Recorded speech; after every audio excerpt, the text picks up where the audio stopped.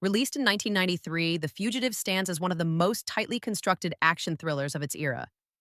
Directed by Andrew Davis, the film adapts a classic television premise into a grounded, high-stakes manhunt, driven not by spectacle alone, but by momentum, character, and moral certainty.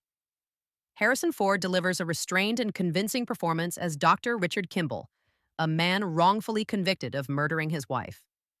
Ford plays Kimble not as an action hero, but as an intelligent professional pushed into survival mode, reactive rather than dominant, desperate rather than defiant. Opposite him, Tommy Lee Jones provides the film's defining counterweight as U.S. Marshal Samuel Gerard. Jones's performance is brisk, unsentimental, and sharply focused. Gerard is not a villain, but a professional whose pursuit is governed by duty rather than malice, a distinction that gives the film moral tension rather than simple antagonism. The supporting cast, including Sela Ward and Joe Pantoliano, adds texture without distracting from the central pursuit. Andrew Davis directs The Fugitive with exceptional narrative discipline. The film wastes no time. Each sequence builds logically upon the last, maintaining relentless forward momentum. Action scenes are grounded and practical, relying on physical geography rather than exaggerated choreography.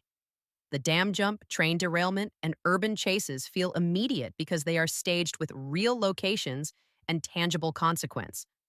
Chicago is used not merely as backdrop, but as a living environment that both conceals and exposes Kimble. Crucially, the film allows tension to breathe, alternating pursuit with investigation rather than overwhelming the audience with constant action. Narratively, The Fugitive is remarkably efficient. The conspiracy at its center is straightforward, prioritizing clarity over complexity. While some secondary characters are thinly sketched, the film compensates by keeping focus tightly on Kimble's perspective and Gerard's pursuit. If the film has a flaw, it lies in its conventional resolution. The mystery, while satisfying, resolves cleanly and without major surprise. However, this restraint reinforces the film's commitment to plausibility rather than sensationalism.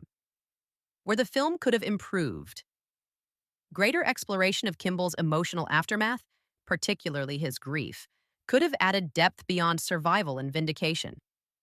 Similarly, expanding Gerard's internal conflict, even subtly, might have enriched the moral complexity already present in his professional detachment.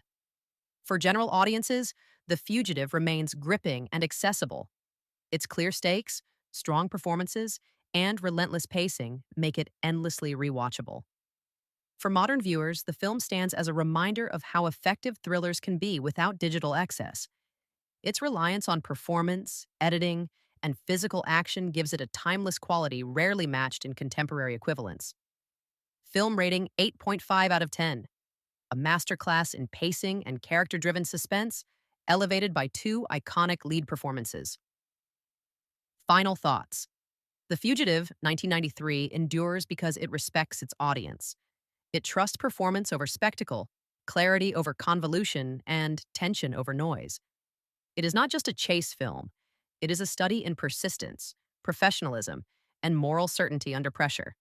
Like and subscribe. Because proving your innocence is hard, but outrunning the truth is impossible.